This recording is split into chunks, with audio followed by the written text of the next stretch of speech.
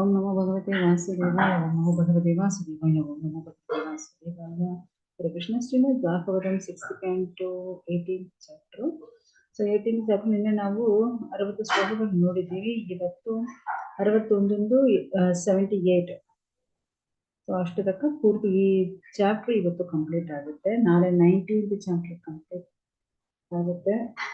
So ಪೂರ್ತಿ 6th canto ನಾಳೆ ಒಂದು ಕಂಪ್ಲೀಟ್ ಆಗುತ್ತೆ. ಓಕೆ, ಏನಾಗುತ್ತೆ ಇಲ್ಲಿ ಬಂದು ಇದು ಏನ್ ಮಾಡ್ತಾರೆ, ಒಂದು ದಿನ ಈವ್ನಿಂಗ್ ಟೈಮ್ ಸಾಯಂಕಾಲ ಏನಾಗುತ್ತೆ, ಅವರು ಸ್ವಲ್ಪ ಟಯರ್ಡ್ ಆಗ ಎದ್ಬಿಡ್ತಾರೆ, ಮಲ್ಕೊಂಡ್ಬಿಡ್ತಾರೆ ಅವರು. ಯಾಕಂದ್ರೆ ಆ ಟೈಮಲ್ಲಿ ಯಾಕಂದ್ರೆ ಈವ್ನಿಂಗ್ ಮಲ್ಕೋಬಾರದಲ್ವಾ, ಅதாவது ಸೂರ್ಯ ಉದಯ ಸೂರ್ಯ ಅಸ್ತಮನ ಎರಡು ಟೈಮಲ್ಲಿ ಮಲ್ಕೋಬಾರದು. ಬಟ್ ಆ ಟೈಮಲ್ಲಿ ಅವರು ಸ್ವಲ್ಪ ಟಯರ್ಡ್ ಆಗ ಮಲ್ಕೊಂಡ್ಬಿಡ್ತಾರೆ.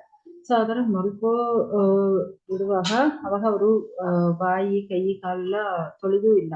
ಯಾಕಂದ್ರೆ ಪ್ರೆಗ್ನೆಂಟ್ ಆಗಿರುವಾಗ ಸ್ವಲ್ಪ ಅವ್ರಿಗೂ ಟಯರ್ಡ್ ಆಗುತ್ತೆ. ಸೊ ಆ ತರ ಅವರು ಟಯರ್ಡ್ ಆಗಿ ಮಲ್ಕೊಂಡ್ಬಿಡ್ತಾರೆ. ಸೊ ಇವಾಗ ಅವರು ವ್ರತ ಅನುಷ್ಠಾನ ಮಾಡೋದು ಭಂಗ ಆಯ್ತು. ಏನ್ ಮಾಡ್ತಾರೆ, ಇಂದ್ರ ರಹಸ್ಯವಾಗ, ಯಾಕಂದ್ರೆ ರಹಸ್ಯವಾಗ ಅಂದ್ರೆ ವ್ರತ ಅನುಷ್ಠಾನದಲ್ಲಿ ಭಂಗ ಮಾಡಿದ್ರೆ ಅವ್ರನ್ನ ಅದು ಗರ್ಭದಲ್ಲಿ ಇರೋ ಆ ಮಗುನಿ ಇವರು ಸಾಯಿಸಬೇಕು. ಸೊ ಅದಕ್ಕೆ ಅವ್ರು ಏನ್ ಮಾಡ್ತಾರೆ, ಈ ಅಣಿಮ ಲಗಿಮ ಸೊ ಈ ತರ ಅಷ್ಟಾಂಗ ಯೋಗ ಪ್ರಕಾರ ಎಷ್ಟು ಚಿಕ್ಕ ರೂಪ ಬೇಕಂದ್ರೆ ಅವರು ತಗೊಳಕಾಗುತ್ತೆ. ಆತರ ಚಿಕ್ಕ ರೂಪ ತಗೊಂಡು ಏನ್ ಮಾಡ್ತಾರೆ, ಸ್ಥಿತಿ ಗರ್ಭ ಒಳಗಡೆ ಹೋಗ್ಬಿಡ್ತಾರೆ. ಸೊ ಗರ್ಭ ಒಳಗಡೆ ಹೋಗಿ ಆ ಗರ್ಭದಲ್ಲಿ ಇರೋ ಆ ಮಗುನಿ ವಜ್ರಾಯುಧ ಇಟ್ಕೊಂಡು ಆ ಮಗುನಿ 7 ಪೀಸ್ ಆಗ 7 ತುಂಡುಗಳ ಕಟ್ ಮಾಡ್ತಾರೆ. ಆತರ 7 ಆಗ ಕಟ್ ಮಾಡುವಾಗ 7 ಆಗ ಕಟ್ ಮಾಡುವಾಗ ಸೊ ಆ ಮಗು ಮಾರೋದಿ ಮಾರೋದಿ, ಯಾಕಂದ್ರೆ ಆ ಮಗು ಅಳುತ್ತಲ್ವಾ. ಸೊ ಇವ್ರು ಬಂದು ಅಳಬೇಡ ಅಳಬೇಡ, ಯಾಕಂದ್ರೆ ಇವರು ಕಟ್ ಮಾಡಿರ್ತಾರೆ. ಕಟ್ ಮಾಡುವಾಗ ಅದು ಅಳುತ್ತಲ್ವಾ. ಸೊ ಇವರು ಅಳಬೇಡ ಅಳಬೇಡ ಅನ್ನು ಹೇಳ್ತಾರೆ. ಮಾರೋದಿ ಮಾರೋದಿ ಅಂದ್ರೆ ಅಳಬೇಡ ಅನ್ನೋ ಅರ್ಥ. ಸೊ ಆದ್ರೆ ಇವರು ಕಟ್ ಮಾಡ್ತಾರೆ. ಕಟ್ ಮಾಡುವಾಗ 7 ಪೀಸ್ ಆಗುತ್ತೆ. ಆ 7 ಪೀಸು ಅಳೆಯಕ್ಕೆ ಶುರು ಮಾಡುತ್ತೆ. ಸೊ ಮತ್ತೆ ಏನ್ ಮಾಡ್ತಾರೆ, ಆ 7 ಮಗುನಿ ಮತ್ತೆ 7 ಪೀಸ್ ಆಗಿ ಕಟ್ ಮಾಡ್ತಾರೆ. ಇವಾಗ 7 ಪೂರ್ತಿ 49 ಮಕ್ಕಳಾಗ್ಬಿಡ್ತಾರೆ. ಸೊ 49 ಮಕ್ಕಳು ಅದೇ ಇವರು ಮಾರೋದಿ ಮಾರೋದಿ ಹೇಳಿದ್ರ. ಯಾಕಂದ್ರೆ ಒಂದು ಮಗು ಅಳಿದ್ರೆ ಕೇಳಕ್ಕಾಗಲ್ಲ. ಇವಾಗ 49 ಮಕ್ಕಳು ಅಳುತ್ತಾರೆ. ಸೊ ಇವರು ಎಲ್ಲ ಮಕ್ಕಳು ನಮಸ್ಕಾರ ಮಾಡಿ ಕೇಳ್ತಾರೆ. ಸೊ ಅಳುತ್ತಾರಲ್ವಾ, ಅದಕ್ಕೆ ಇವರು ಬಂದು ಅದಕ್ಕೆ ಆ ಮಕ್ಕಳಿಗೂ ಮರುತುಕ್ಕಲ್ನ ಹೆಸರು. ಸೊ 49 ಮರುತುಕ್ಕಲ್. ಸೊ ಇದು ಏನಪ್ಪಾ ಇದು, ನಾವು ಒಂದು ಮಗುನಿ ಕಟ್ ಮಾಡಿದ್ರೆ 7 ಪೀಸ್ ಆಗಿದೆ. ಆ 7 ಪೀಸ್ 7 ಮಗುನಿ ಮತ್ತೆ 7 ಪೀಸ್ ಆಗಿ ಕಟ್ ಮಾಡಿದ್ರೆ ಮತ್ತೆ ಇವಾಗ 49 ಮಕ್ಕಳಾಗಿದೆ ಅಂತ ನೋಡ್ತಾರೆ.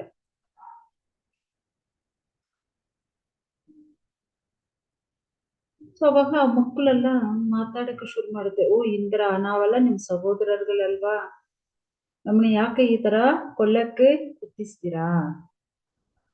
ಆ ಮಕ್ಕಳು ಕೇಳುತ್ತಂತೆ. ಅದು ಕೇಳಿ ಅವ್ರಿಗೆ ಏನಪ್ಪಾ ಇದು, ಈ ತರ ಮಕ್ಕಳು ಕಟ್ ಮಾಡಿದ್ರೆ ಮತ್ತೆ ಮತ್ತೆ ಪೂರ್ಣವಾಗಿ ಆಗುತ್ತೆ. ಇನ್ನು ಅವ್ರು ನೋಡ್ತಾ ಇದಾರೆ. ಅವನಿಗೆ ಆಶ್ಚರ್ಯ ಆಗ್ತದೆ ಇಂದ್ರನಿಗೆ. ಹಾ, ನೀವೆಲ್ಲ ನಮ್ ಸಹೋದರர்களೇ. ಮತ್ತೆ ಇವಾಗ ನೀವು ನಮ್ ಮೇಲ್ಗಡೆ ಯಾವೊಂದು ಅಚ್ಚ ಬೇಡ, ಅದಾಗ ಭಯ ಬೇಡ. ನಾನು ನಿಮ್ಗೆ ಏನ್ ಕೊಂದಲ್ಲ, ನಿಮಗೆ ಏನ್ ನಾವು ಮಾಡಲ್ಲ ಇಂದ್ರ ಇವಾಗ ಹೇಳ್ತಾನೆ. ಯಾಕಂದ್ರೆ ಆ ಮಕ್ಕಳೇ ಕೇಳ್ತಾರೆ, ನಿಮ್ ಸಹೋದರர்களವ, ನೀವ್ ಯಾಕೆ ನಮ್ಮನ್ನೇ ಸಾಯಿಸ್ತೀರಾ ಅಂತ ಕೇಳ್ತಾರೆ. ಸೊ ಆ ತರ ಕೇಳೋದ್ರಿಂದ ಅವರು ಈ ತರ ಹೇಳ್ತಾರೆ.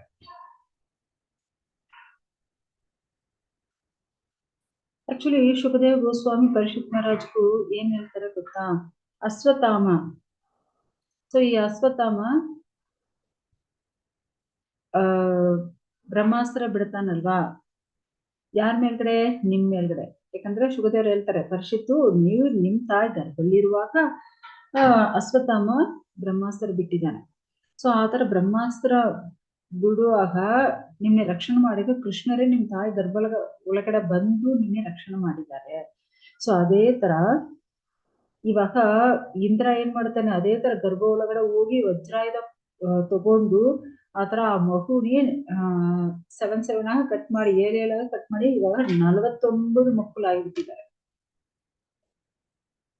ಸೊ ಯಾಕಂದ್ರೆ ಆ ಮಕ್ಕಳು ಸಾಯಲ್ಲ ಅವರು, ಯಾಕಂದ್ರೆ ಅವರು 1 ವರ್ಷ ಕಾಲ ಆ ದೇವೋತ್ತಮ ಪರಮ ಪುರುಷರು ಪೂಜೆ ಮಾಡ್ತಾ ಇದ್ರಲ್ವಾ. ಇವಾಗ ಆ ಮಗು ಡೆಲಿವರಿ ಆಗೋ ಆ ಟೈಮ್ ಆಯ್ತು. ಇವಾಗ 1 ವರ್ಷ ಕಾಲ ಅವರು ವಿಷ್ಣು ಪೂಜೆ ಮಾಡ್ತಾ ಇದ್ರು. ಸೊ ಆತರ ವಿಷ್ಣು ಪೂಜೆ ಮಾಡೋದು ಅವರೆಲ್ಲ ಏನು ಅಷ್ಟು ದೃಢವಾಗಿರ್ತಾರೆ, ಆತ್ಮಬಲ ಜಾಸ್ತಿ ಇದೆ. ಅದಕ್ಕೆ ಇವಾಗ ಎಷ್ಟು ಪೀಸ್ ಕಟ್ ಮಾಡಿದ್ರೆ ಅಷ್ಟು ಮಕ್ಕಳಾಗ್ತಾರೆ, ಮತ್ತೆ ಅವರು ಸಾಯಲ್ಲ. ಈ ತರ ಅವರೆಲ್ಲ 49 ಮರುತ್ಕಲ್ನ ಹೇಳ್ತಾರೆ. ಸೊ ಈ ಮರುತ್ಕಲ್ಲು ತಿಥಿ ಗರ್ಭ ಇಂದು ಆ ಪರಮ ಪುರುಷ ಕರ್ಣ ಇಂದು ಏನು ದೇವರಿಗೆ ಸಮಾನವಾದ ಒಂದು ಉಚ್ಚ ಸ್ಥಿತಿಗೆ ಹೋಗ್ತಾರೆ. ಇದೇನು ಆಶ್ಚರ್ಯವೇ ಇಲ್ಲ, ಯಾಕಂದ್ರೆ ಭಗವಂತನ ಆ ದೇವೋತ್ತಮ ಪರಮ ಪುರುಷ ಯಾರೊಬ್ಬರು ಶರಣಾಗದಾಗ್ತಾರೋ ಭಗವಂತನ ಕೃಪೆಯಿಂದ ಅವರಿಗೂ ಎಲ್ಲ ಒಳ್ಳೇದೇ ನಡುತ್ತೆ. ಯಾಕಂದ್ರೆ ಆ ದೇವೋತ್ತಮ ಪರಮ ಪುರುಷರನ್ನ ಪೂಜೆ ಮಾಡೋದಿಂದ ತಿಥಿ ಬಂದು ಅವರು ಶುದ್ಧ ಆಗಿದ್ದಾರೆ. ಅವ್ರು ಇವಾಗ ಮಲ್ಕೊಂಡಿದ್ದಾರಲ್ವಾ, ಇವಾಗ ಅವರು ಎದ್ದೊಳ್ತಾರೆ. ಎದ್ದೊಳ್ ಮೇಲ್ಗಡೆ ಇಂದ್ರ ಮತ್ತೆ ಇಲ್ಲಿ 49 ಮಕ್ಕಳು ಇರ್ತಾರೆ.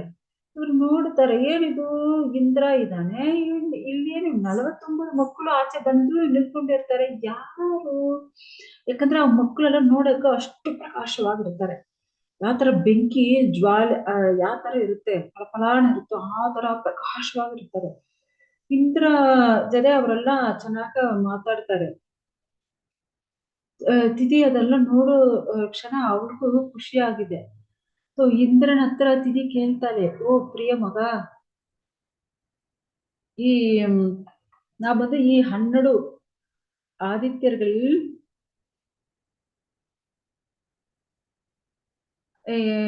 ಯಾರು ನಿಮ್ನೆಲ್ಲ ಕೊಳ್ಳಬೇಕು, ಒಂದು ಮಗು ಬೇಕು ನಾವು ಕೇಳಿದೀನಿ. ಬಟ್ ಆ ವ್ರತ ನಾ ಬಂದು ಸ್ವಲ್ಪ ಕಷ್ಟವೇ, ಬಟ್ ಅದು ನಾವು ಫಾಲೋ ಮಾಡಿದೀನಿ. ಬಟ್ ನಾವು ಕೇಳಿದೇನು ಒಂದೇ ಒಂದು ಮಗನೇ ಕೇಳಿದೀನಿ. ಆದ್ರೆ ಇವಾಗ ಇಲ್ಲಿ 49 ಮಕ್ಕಳು ಬಂದಿದ್ದಾರೆ. ಇದು ಯಾವ ತರ ನಡೀತು? ಒಂದು ಮಗಲ್ವಾ ಹುಟ್ಟಬೇಕು, ಇವಾಗ 49 ಮಕ್ಕಳು ಬಂದಿದ್ದಾರೆ, ಯಾವ ತರ ಇದಾಯ್ತು? ಓ ಮಗನೇ, ಅದ ಇಂದ್ರ ಮಗನೇ, ನೀವು ಹೇಳಿ, ನೀವು ನಿಜವಾಗ ಸುಳ್ಳು ಹೇಳಬಾರದು, ಸತ್ಯ ಹೇಳಿ, ಯಾವ ತರ ಇದು ಆಯ್ತು ಅವರು ಕೇಳ್ತಾರೆ. ಇವಾಗ ಇಂದ್ರ ಹೇಳ್ತಾನೆ, ಓ ತಾಯಿ, ನಾ ಬಂದು ಸ್ವಯನಲ ಇಂದು, ಏನಕ್ಕೆ ಸ್ವಯನಲ ಅಂದ್ರೆ ನಾವು ಒಬ್ಬನೇ ಚೆನ್ನಾಗಿರ್ಬೇಕು ಅನ್ಕೊಳ್ತಾರಲ್ಲ, ಸೊ ಆತರ ಸ್ವಯನಲ ಇಂದು ನಾವು ಬಂದು ಕುರುಡರಾಗಿದ್ದೀವಿ. ಸೊ ಅದೇ ಇವಾಗ ಏನಾಗಿದೆ, ನೀವು ಯಾವಾಗ ವ್ರತ ಭಂಗ ಮಾಡ್ತೀರಾ ನಾವು ನೋಡ್ತಾ ಇದೀವಿ. ಏನಾவது ನಿಮ್ಮ ಹತ್ರ ಕೊರತೆಗಳು ಇರುತ್ತಾ ಅದು ನೋಡಿ ನಿಮ್ನೆ ವ್ರತಭಂಗ ಮಾಡ್ಬೇಕು ಅನ್ಕೊಂಡಿದೀನಿ. ಸೊ ನಿಮ್ಮ ಹತ್ರ ಏನಾದ್ರು ಕೊಟ್ರ ನೋಡ್ಬೇಕು, ಈ ತರ ನಿಮ್ಮ ಹತ್ರವೇ ಇಷ್ಟು ದಿನ ಇದೀವಿ ನಾವು. ಬಟ್ ಇವಾಗ ನೀವು ವ್ರತಭಂಗ ಮಾಡಿದಿರ, ಅದಕ್ಕೆ ನಿಮ್ ಗರ್ಭ ಒಳಗಡೆ ಹೋಗಿ ನಿಮ್ ಗರ್ಭನ ಇರೋ ಆ ಮಗುನಿ ಪೀಸ್ ತುಂಡಾಗ ನಾವು ಕಟ್ ಮಾಡಿದೀನಿ. ಆಕ್ಚುಲಿ ಆ ಇಂದ್ರ ಬಂದು ಅವರು ತಾಯಿ ಚಿಕ್ಕಮ್ಮ ತಿಥಿ ನೋಡಿ ಅವರು ಯಾವೊಂದು ಏನು ಭಯ ಪಟ್ಟಿಲ್ಲ, ಏನ್ ಪಟ್ಟಿಲ್ಲ, ಬಟ್ ಪೂರ್ಣವಾಗ ನಿಜ ಹೇಳಕ್ಕೆ ಶುರು ಮಾಡ್ಬಿಟ್ಟಿದ್ದಾರೆ. ಹಾ, ನಾ ಬಂದು ನಿಮ್ ಗರ್ಭ ಒಳಗಡೆ ಹೋಗಿ ನಿಮ್ ಮಗುನಿ ಪೀಸ್ ಕಟ್ ಮಾಡಕ್ಕೆ ಪ್ರಯತ್ನ ಪಟ್ಟಿದ್ದೀನಿ. ಸೊ ಯಾರೊಬ್ಬನು ನೀಚವಾಗಿರ್ತಾನೆ, ಬಟ್ ಆ ನೀಚವಾಗಿ ಇರೋನು ಭಗವಂತನ ಭಕ್ತಿ ಸೇವೆಯಲ್ಲಿ ಇರುವಾಗ ಅವನು ಶುದ್ಧ ಆಗ್ತಾನೆ, ಅವನಿಗೆ ನಿಶ್ಚಯವಾಗ ಒಳ್ಳೆ ಗುಣಗಳು ಬರುತ್ತೆ. ಸೊ ಆ ಸಾಕ್ಷಾತ್ ದೇವೋತ್ತಮ ಪರಮ ಪುರುಷನ ಆರಾಧನೆ ಯಾರೆಲ್ಲ ಮಾಡ್ತಾರೋ ಅವ್ರಿಗೆಲ್ಲ ಒಳ್ಳೆ ಗುಣಗಳು ಎಲ್ಲ ಬಂದ್ಬಿಡುತ್ತೆ. ಯಾಕಂದ್ರೆ ನಮ್ಗೂ ಶ್ರೀಮದ್ ಭಾಗವತದಲ್ಲಿ 5ನೇ ಕಾಂಡಲ್ಲಿ ಇದು ಹೇಳ್ತಾರೆ, ಯಸ್ಯಾಸ್ತಿ ಭಕ್ತಿರ್ ಭಗವತಿ ಅಗಿಂಚನ ಸರ್ವೈರ್ ಗುಣೈಸ್ತತ್ರ ಸಮಾಸತೆ ಸುರಾಹಂ. ಸೊ ಎಷ್ಟು ಅವರು ನೀಚವಾಗಿ ಇರ್ಲಿ, ಬಟ್ ಅವರು ಭಗವಂತನ ಭಕ್ತಿ ಮಾಡಿದ್ರೆ ಅವರೆಲ್ಲ ಏನು ಶ್ರೇಷ್ಠ ಆಗ್ತಾರೆ. ಇವಾಗ ಅದೇ ತರ ತಿಥಿ ಆಗ್ಲಿ ಇಂದ್ರ ಆಗ್ಲಿ ಇವರಿಬ್ಬರು ನೀಚವಾಗ ಇದ್ರು, ಬಟ್ ಇವಾಗ ಅವರೆಲ್ಲ ಭಗವಂತನ ಭಕ್ತಿಯಲ್ಲಿ ಇರೋ ಇದಿಂದು ಅವರೆಲ್ಲ ಶುದ್ಧ ಆಗಿಬಿಟ್ಟಿದ್ದಾರೆ ಅಂತ ಹೇಳ್ತಾರೆ. ಸೊ ಅವನ್ ಹೇಳ್ತಾನೆ, ತಾಯಿ ಈ ತರ ನಿಮ್ ಗರ್ಭಣಿ ಫಸ್ಟ್ ನಾವು 7 ಪೀಸ ಕಟ್ ಮಾಡಿದೀವಿ, ಮತ್ತೆ ಆ 7 ಪೀಸು ಮಕ್ಕಳಾಗ ಮತ್ತೆ ಸೃಷ್ಟಿ ಆಯ್ತು. ಸೊ ಮತ್ತೆ ಆ 7 ಮಕ್ಕಳು ಮತ್ತೆ 7 ಪೀಸ ಕಟ್ ಮಾಡಿದೀನಿ. ಸೊ ಈ ತರ 7 ಕಟ್ ಮಾಡೋದಿಂದು ಇವಾಗ ಭಗವಂತನ ಅನುಗ್ರಹ, ನೀವು 1 ವರ್ಷ ಆ ಭಗವಂತನ ದೇವೋತ್ತಮ ಪರಮ ಪುರುಷನ ಪೂಜೆ ಮಾಡಿದಿರಲ್ವಾ, ಆ ಕರುಣೆಯಿಂದ ನಿಮ್ಗೂ ಈ ಮಕ್ಕಳು ಯಾರೇ ಸಾಯಲ್ಲ, ಎಲ್ಲ ಬಂದು ಜೀವನವಾಗಿ ಇರ್ತಾರೆ. ಇವಾಗ ನೋಡಿ ನಿಮ್ ಮಕ್ಕಳು 49 ಮಕ್ಕಳು ಆಗಿಬಿಟ್ಟಿದ್ದಾರೆ ತಾಯಿನ ಅವರು ಹೇಳ್ತಾರೆ. ಈ 49 ಮಕ್ಕಳು ಪ್ರಾಣವಾಗಿರ್ತಾರೆ, ಜೀವನವಾಗಿರ್ತಾರೆ. ಎಷ್ಟು ಆಶ್ಚರ್ಯವಾಗಿದೆ. ಇದೆಲ್ಲ ದೇವೋತ್ತಮ ಪರಮ ಪುರುಷ ಕರುಣೆಯಿಂದ ಇದು ನಡೀತಾ ಇದೆ. ನೀವು ದಿನ ದಿನ ಈ ಭಕ್ತಿ ಸೇವೆಯಲ್ಲಿ ಇರೋದಿಂದು ಇದೆಲ್ಲ ನಡೀತು. ಸೊ ಆ ಭಗವಂತನ ಕೃಪೆಯಿಂದ ಈ ತರ ನಿಮ್ಗೆ ಬಲ ಸಿಕ್ಕಿದೆ ನೋಡಿ ತಾಯಿನಿ ಎಲ್ಲ. ಸೊ ಅದೇ ನಮ್ ಭಗವದ್ಗೀತೆಯಲ್ಲಿ ಹೇಳ್ತಾರಲ್ವಾ, ಭಗವದ್ಗೀತೆಯಲ್ಲಿ 18ನೇ ಅಧ್ಯಾಯದಲ್ಲಿ ಹೇಳ್ತಾರೆ, ಯತ್ರ ಯೋಗೇಶ್ವರ ಕೃಷ್ಣ ಯತ್ರ ಪಾರ್ಥ ಧನುರ್ಧರಃ ತತ್ರ ಶ್ರೀರ್ ವಿಜಯೋ ಭೂತಿರ್ ಧ್ರುವ ನೀತಿರ್ ಮತಿರ್ಮಮ. ಎಲ್ಲೆಲ್ಲ ಆ ದೇವೋತ್ತಮ ಪರಮ ಪುರುಷ ಕೃಷ್ಣ ಇದ್ದಾರೋ, ಎಲ್ಲೆಲ್ಲ ಆ ವಿಜಯ ಅರ್ಜುನ ಇಲ್ಲಾಲಿ ಅರ್ಜುನ ಇದಾನೋ, ಅಲ್ಲೆಲ್ಲ ಏನು ನಿಶ್ಚಯವಾಗ ಐಶ್ವರ್ಯ ಜಯ ಎಲ್ಲ ಖಂಡಿತ ಅಸಾಧಾರಣವಾದ ಶಕ್ತಿ ಎಲ್ಲ ಸಿಕ್ಕುತ್ತೆ. It's no doubt. ಯಾಕಂದ್ರೆ ದೇವೋತ್ತಮ ಪರಮಪುರುಷ ಭಕ್ತಿ ಮಾಡಿದ್ರೆ ಸಾಕು, ಅವ್ರು ಯಾವಾಗ ನಾಶ ಆಗಲ್ಲ, ಅವ್ರಿಗೆ ಪೂರ್ಣವಾಗ ಭಗವಂತನ ಅನುಗ್ರಹ ಸಿಕ್ಕುತ್ತೆ. ಸೊ ಈ ತರ ದೇವೋತ್ತಮ ಪರಮ ಪುರುಷರನ್ನೇ ಪೂಜೆ ಮಾಡೋದಿಂದು ಮಾತ್ರ ಇದು ನಡೆಯುತ್ತೆ. ಸೊ ಭಗವಂತನ ಹತ್ರ ಭೌತಿಕವಾಗ ನೀವು ಕೇಳಿದ್ರೆ ಅದೂ ಸಿಕ್ಕುತ್ತೆ, ಅದೇ ತರ ಮೋಕ್ಷ ಬೇಕು ಅಂತ ಕೇಳಿದ್ರೆ ಅದೂ ಅವ್ರಿಗೂ ಸಿಕ್ಕುತ್ತೆ.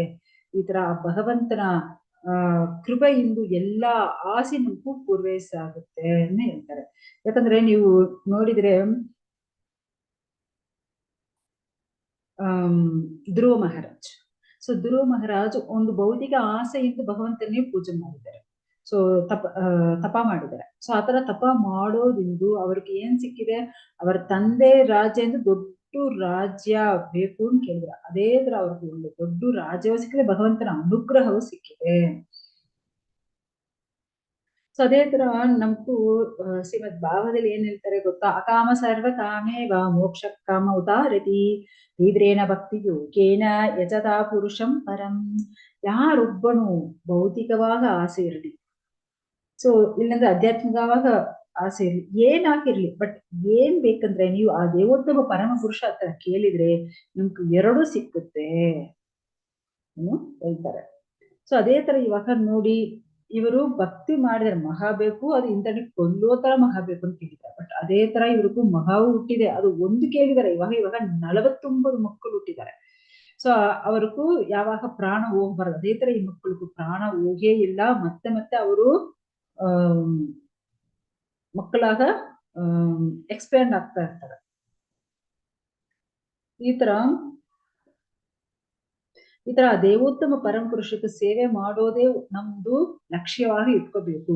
ಯಾರೊಬ್ಬನು ಬುದ್ಧಿಯಿಂದ ಇರ್ತಾನೋ, ಜ್ಞಾನಿಯಾಗಿ ಇರ್ತಾನೋ, ಬುದ್ಧಿವಂತನಾಗಿರ್ತಾನೋ, ಅವನು ಆ ಭಗವಂತ ದೇವೋತ್ತಮ ಪರಮ ಪುರುಷ ಕೃಷ್ಣರಿಗೂ ಅಷ್ಟು ಪ್ರಿಯವಾಗ ಆಗ್ತಾನೆ.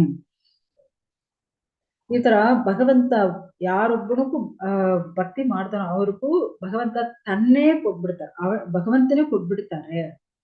ಸೊ ಆ ತರ ಭಕ್ತರುಗಳು ಏನು ಎಲ್ಲಿ ಇಟ್ಟಿದ್ರೆ ಅವರೆಲ್ಲ ಸುಖವಾಗಿ ಇರ್ತಾರೆ. ಅವರಲ್ಲಿ ಸ್ವರ್ಗದಲ್ಲಿ ಇಡಿ, ಇಲ್ಲಂದ್ರೆ ನರಕದಲ್ಲಿ ಇಡಿ, ಎಲ್ಲಿಯಾದ್ರೂ ಹಾಕಿ ಅವ್ರು ಎಲ್ಲಿ ಹಾಕಿದ್ರೆ ಅವರು ಸುಖವಾಗಿರ್ತಾರೆ. ಆದ್ರೆ ಭಕ್ತರು ಏನ್ ಕೇಳ್ತಾರೆ ಗೊತ್ತಾ? ನಾಜನಂ ನಾ ಸುಂದರಿ ಕವಿತಾಮಾಂ ಜಗತಿ ಸಕಾಮಯೇ ಮಮ ಜನ್ಮನಿ ಜನ್ಮನೀಶ್ವರೇ ಭವತಾಂ ಭಕ್ತಿರಪೀತು ಹಿತ್ವಯಿ. ಸೊ ಭಕ್ತರು ಏನ್ ಕೇಳ್ತಾರೆ ಗೊತ್ತಾ? ನಮ್ಗೆ ಐಶ್ವರ್ಯ ಬೇಡ, ನಮ್ಗೂ ಸೌಂದರ್ಯ ಸುಂದರಿ ಬೇಡ, ಫಾಲೋ ಮಾಡೋ ಫಾಲೋವರ್ಸ್ ಬೇಡ, ಭಗವಂತ ನೀವು ಕೊನೆ ಬೇಕಾಗುತ್ತೆ, ನಿಮ್ ಭಕ್ತಿ ಸೇವೆ ನಾವು ಮಾಡಬೇಕು ಅಂತ ಹೇಳ್ತಾರೆ. ಸೊ ಆತರ ಭಕ್ತರುಗಳಿಗೂ ಭಗವಂತ ಒಬ್ಬನೇ ಬೇಕಾಗುತ್ತೆ, ಮತ್ತೆ ಈ ಭೌತಿಕವಾಗಿ ಐಶ್ವರ್ಯಗಳು ಏನೇ ಬೇಕಾಗಿಲ್ಲ. ಸೊ ಇವಾಗ ಇಂದ್ರ ಹೇಳ್ತಾನೆ, ಓ ತಾಯಿ, ನೀ ಬಂದು ಒಳ್ಳೆ ಶ್ರೇಷ್ಠವಾಗಿರೋಳು ನೀವು, ಬಟ್ ನಾವೊಂದು ಮೂರ್ಗ, ನಾ ಎಷ್ಟು ಒಂದು ತಪ್ಪು ಕೆಲಸ ಮಾಡಿಬಿಟ್ಟಿದೀನಿ. ನೀವು ಎಷ್ಟು ಚೆನ್ನಾಗಿ ಭಕ್ತಿ ಮಾಡೋದ್ರಿಂದ ಆ ಭಕ್ತಿ ಫಲ ಇಂದು ನಿಮ್ಗೂ 49 ಮಕ್ಕಳು ಹುಟ್ಟಿದ್ದಾರೆ, ಯಾವೊಂದು ಅವಯವಗಳು ಏನಾಗಿಲ್ಲ, ಅಷ್ಟು ಚೆನ್ನಾಗಿರ್ತಾರೆ, ದೇಹ ಎಲ್ಲ ಚೆನ್ನಾಗಿರುತ್ತೆ. ಇವಾಗ ಅವರನ್ನೇ ನಾವು ನೋಡ್ಕೊಳ್ತೀನಿ, ಯಾಕಂದ್ರೆ ಇವರೆಲ್ಲ ಸಾಯಲ್ಲ, ಯಾವಾಗ ಜೀವನವಾಗಿರ್ತಾರೆ, ಚಿರಂಜೀವಿಯಾಗಿರ್ತಾರೆ. ಅದಕ್ಕೆ ಇವ್ರನ್ನ ನಾವೇ ನಮ್ ಲೋಕಕ್ಕೆ ಕರ್ಕೊಂಡು ಹೋಗ್ಬಿಡ್ತೀವಿ. ಅವನು ಇವಾಗ ಅವನು ಗುಣಗಳು ಬದಲಾಗ್ಬಿಟ್ಟಿದೆ. ಸೊ ಇದೇ ಶುಕದೇವರು ಹೇಳ್ತಾ ಇದ್ದಾರೆ ಪರಿಷತ್ತಕ್ಕೂ, ಇಂದ್ರ ಈ ತರ ಹೇಳ್ಬಿಟ್ಟು ತಿಥಿಗೂ ಸ್ವಲ್ಪ ಭಯವೇ ಇಲ್ಲ, ಸ್ವಲ್ಪ ಭಯವೇ ಇಲ್ಲ. ಯಾಕಂದ್ರ ಭಗವಂತನ ಅನುಗ್ರಹದಿಂದ ಈ ಮಕ್ಕಳು ಹುಟ್ಟಿದ್ದಾರೆ, ಈ ಮೇಲ್ಗಡೆ ಈ ಮಕ್ಕಳಿಗೂ ಏನಾಗಲ್ಲ, ಇಂದ್ರ ಅವನು ನಾನ್ ನೋಡ್ಕೊಳ್ತೀನಿ ಹೇಳ್ತಾನಲ್ವಾ. ಸೊ ಅದೇ ತರ ಇವಳಿಗೂ ಯಾವೊಂದು ಭಯವೂ ಇಲ್ಲ. ಸೊ ಇವಾಗ ತಿಥಿ ಹತ್ರ ಅವನು ಅನುಮತಿ ಕೇಳ್ಕೊಂಡು ಅವರ ಸಹೋದರರು ಈ ಮರುತುಕಲು 49 ಜನನಿ ಅವರು ಸ್ವರ್ಗಲೋಕ ಕರ್ಕೊಂಡು ಹೋಗಿಬಿಟ್ಟಿದ್ದಾರೆ. ಓ ಪರೀಕ್ಷಿತ್ ಮಹಾರಾಜನೇ, ಸೊ ನೀವು ಕೇಳಿದಿರಲ್ವಾ ಕ್ವಶ್ಚಿನು, ಸೊ ಅದಕ್ಕೂ ಇವಾಗ ನಾವು ಆನ್ಸರ್ ಕೊಟ್ಟಿದ್ದೀನಿ. ಏನ್ ಕ್ವಶ್ಚನ್ ಕೇಳಿದ್ದಾರೆ? ಆಕ್ಚುಲಿ ತಿಥಿಗೆ ಹುಟ್ಟಿದ ಆ ಮರುತುಕಲು ಆ 49 ಜನ ಅಸುರಗಳಾಗಿರ್ಬೇಕಲ್ವಾ, ಯಾಕೆ ಅವರು ಸ್ವರ್ಗ ಹೋಗಿದ್ದಾರೆ, ಯಾವ ತರ ಅವ್ರಿಗೆ ಒಳ್ಳೆ ಗುಣಗಳು ಬಂತು. ಸೊ ಇವಾಗ ಕೇಳಿದ್ರ, ಯಾಕಂದ್ರೆ ಮಂಗಳಕರವಾದ ಭಗವಂತ ದೇವೋತ್ತಮ ಪರಮ ಪುರುಷನೇ ಪೂಜೆ ಮಾಡಿ ವರ್ಣನೆ ಮಾಡಿದ್ರೆ, ಸೊ ಅವ್ರು ಮಾತ್ರ ಇಲ್ಲ, ಅವ್ರ ಗರ್ಭದಲ್ಲಿರೋ ಮಕ್ಕಳೆಲ್ಲ ಭಕ್ತರುಗಳಾಗ ಬದಲಾಗ್ಬಿಡ್ತಾರೆ. ಸೊ ಮತ್ತೆ ನಿಮ್ಗೆ ಏನಾದ್ರು ಪ್ರಶ್ನೆ ಇದೆಯಾ ಕೇಳಿ, ನಾವು ಅದಕ್ಕೂ ನಿಮ್ಗೂ ಆನ್ಸರ್ ಕೊಡ್ತೀನಿ ಅವ್ರು ಹೇಳ್ತಾರೆ. ಸೊ ಇವಾಗ ನಮಗೂ 18 ಅಧ್ಯಾಯ ಕಂಪ್ಲೀಟ್. ಹರೇ Krishna. Any questions, any doubts?